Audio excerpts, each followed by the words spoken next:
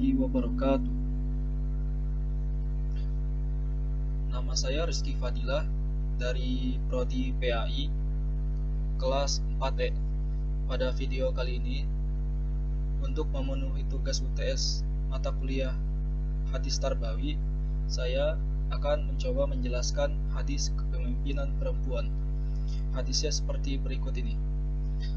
Haddatsana Utsman bin Al-Haythami haddatsana Aufun an Al-Hasani an Abi Bakrata qala laqad nafa'ani Allahu bi kalimatin sami'tuha mir Rasulillahi sallallahu alaihi wasallam ayyamal jamali ba'dama kitu an al-haqa bi ashabil jamali fa uqatila ma'ahum qala lamma balagha Rasulullah sallallahu alaihi wasallam anna ahla farisa qad malaku alaihim binta Kisra qala la yufliha qaumun walau amrahum ra'ata.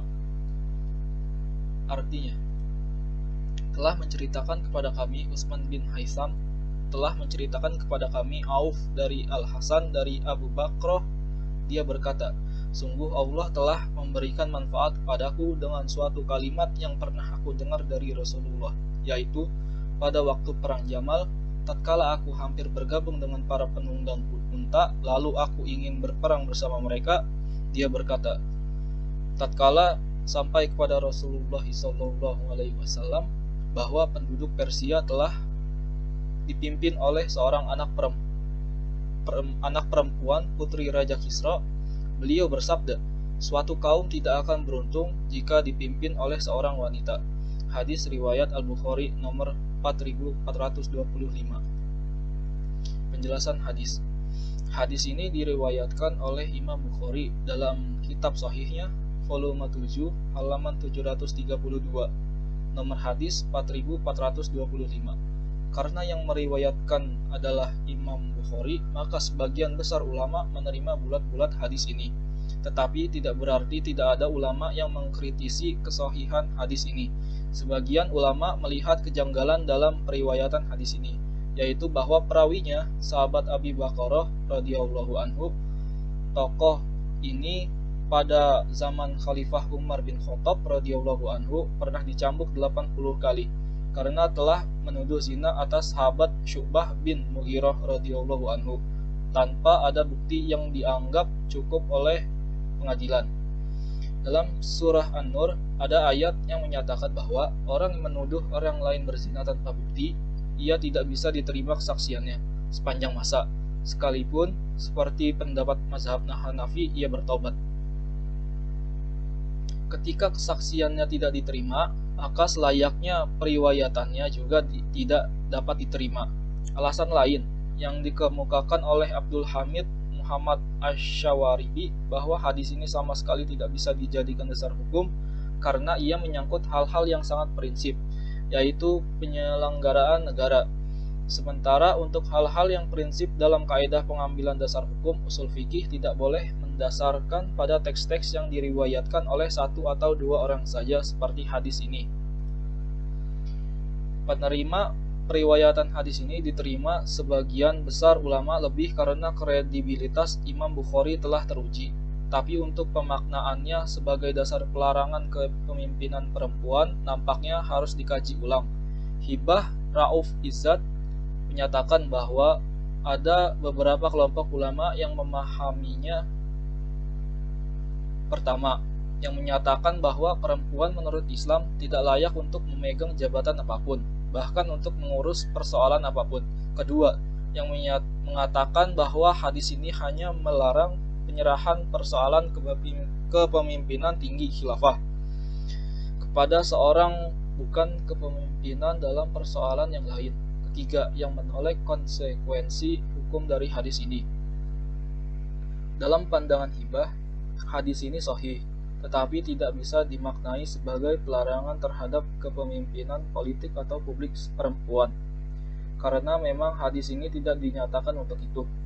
Maknaan yang tepat adalah dengan mengelompokkannya dengan hadis-hadis lain yang juga sahih dan diriwayatkan oleh Imam Bukhari, yang berbicara tentang kerajaan Kisra Persia dan interaksi mereka dengan komunitas Nabi Muhammad SAW. Pertama, ada hadis yang mengisahkan bahwa ketika utusan Nabi Muhammad SAW datang membawa surat ke Kisra Persia, ia menyobek-nyobek surat tersebut, sehingga utusan Nabi SAW pulang ke Madinah. Setelah itu, Nabi SAW meramalkan kehancuran kerajaan Kisra. Kedua, pengabaran Nabi SAW bahwa Kaisar Romawi dan Kisra Persia akan hancur dan masyarakatnya akan tunduk pada jalan Allah. Kedua hadis inilah yang mengawali pernyataan Nabi SAW tentang kehancuran kepemimpinan perempuan. Perempuan yang dimaksud seperti tertulis di dalam teks hadis itu sendiri adalah perempuan penguasa Kisra Persia, yaitu Bauran binti Syairuyah bin Kisra. Melihat kisah ini, nampaknya hadis ini sama sekali tidak bisa digeneralisasi untuk melarang kepemimpinan perempuan dimanapun dan kapanpun. Hadis ini khusus mengenai bangsa Persia dan pemimpin perempuan saat itu. Dalam bahasa ibah, hadis ini termasuk dalam kategori teks informatif, al-akhbar, dan pengabaran kemenangan, al-bisyarah. Bukan termasuk dalam kategori teks normatif yang memiliki konsekuensi hukum syariat, al-hukum al-syar'i. Pernyataan Syekh Ibnu Hajar al-Asqalani, penulis kitab komentar terkenal atas kitab Sahih Bukhari, juga sangat memperkuat pandangan pengelompokan pemahaman hadis di atas. Ibnu Hajar menyatakan bahwa hadis di atas merupakan salah satu hadis yang berkaitan dengan kisah kerajaan Persia. Raja Persia saat itu telah menyobek surat Nabi, kemudian ia dibunuh oleh anaknya sendiri. Sang anak kemudian menjadi raja, tetapi kemudian meninggal karena diracun. Kerajaan kemudian diserahkan kepada anak perempuannya bernama Bauran binti Syairuyah bin Kisra, yang kemudian membawa kehancuran kerajaan Persia.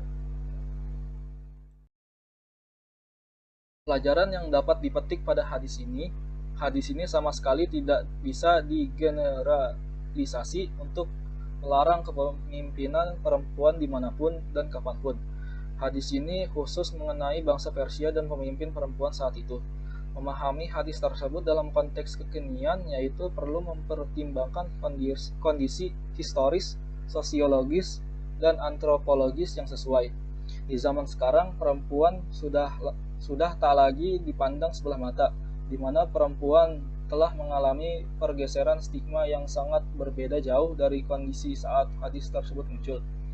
Perempuan telah menemukan kedudukannya sebagai manusia yang paripurna. Hal ini dapat dibuktikan dengan banyaknya perempuan-perempuan yang telah berdiaspora menjadi orang-orang yang hebat, baik dari sisi keilmuan, kewibawaan, kapasitas leadership, serta kontribusi yang mumpuni di ranah publik. Sekian penjelasan dari saya. Apabila ada salah kata, mohon dibuka pintu maaf sebesar-besarnya. Wassalamualaikum warahmatullahi wabarakatuh.